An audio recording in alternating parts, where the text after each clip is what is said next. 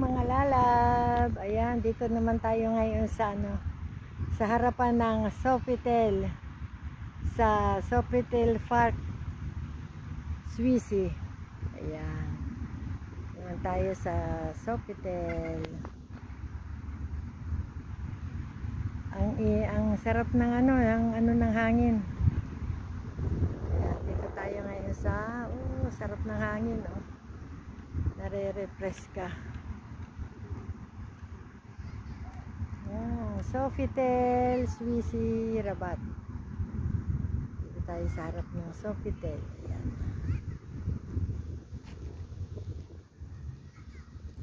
Sofitel Swiss Rabat, Sofitel Park.